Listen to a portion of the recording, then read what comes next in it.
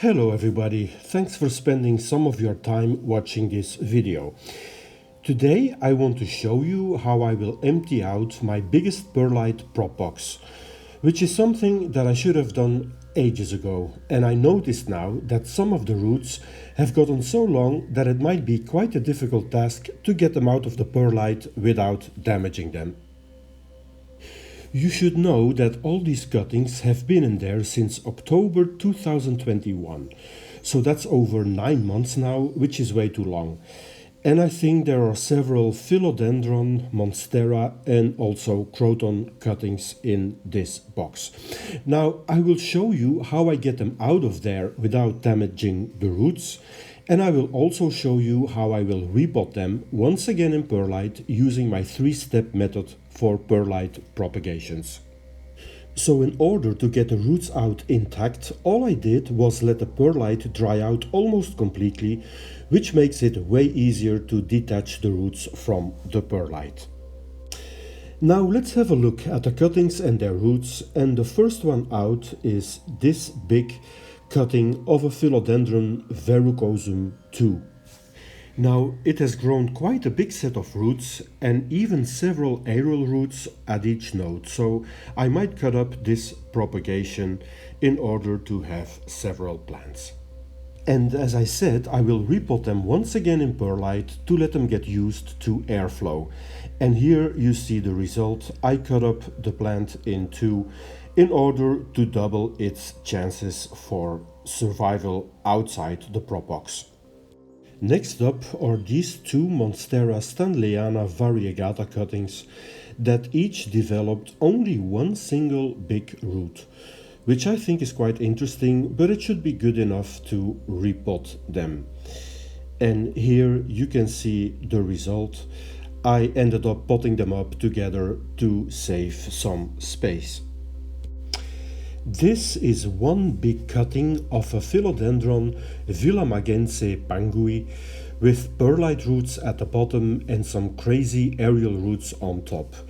So I decided once again to cut up the propagation into 3 small plants, all potted up together in a small perlite glass. This here is a cutting of a philodendron parvilobum. It has rooted quite well, I think, once again with big aerial roots on top, but this time I decided to keep the cutting intact, otherwise I think I would end up with just way too many individual plants. Now here we have 4 croton leaf cuttings. The ones on the right came out of the prop box, and I got 2 more on the left that I decided to propagate in water, and those 2 also rooted quite well. By the way, all these cuttings came from the same croton mother plant that I got in a surprise box, and that is actually still alive today, to my big surprise, I must say. Now I thought these cuttings looked a bit like feathers, so I decided to make this guy here very happy with some very nice headgear. Now let's move over to another genus of plants. These are 3 cuttings from my monstera pinnatipartita, and the least I can say is that these guys have not been lazy inside the prop box. I mean, just look at those incredibly long roots. I think that's just really amazing. Now, on the other hand, these guys were so busy developing all those roots that they haven't produced one single new leaf in 9 months. But I suppose I can't have it all. Now, the funny thing is that earlier I showed you another monstera, remember the stanleyana variegata, and they only produced one medium-sized root, although they were in the same prop box for the same amount of time as these guys here. So I guess what I'm trying to say is that nature sometimes works in mysterious ways. Now, because of these giant roots, I needed a very tall pot to pot up these cuttings. So here you can see the result. I put them all up together in a very tall pot to give these roots time to grow.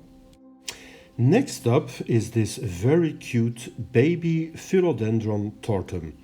And not only did it develop quite a nice root system, it also produced the tiniest and most delicate new leaf.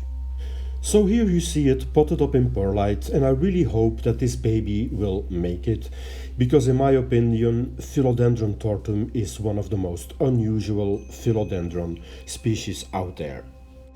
And talking about unusual philodendrons, this is a philodendron smithii cutting.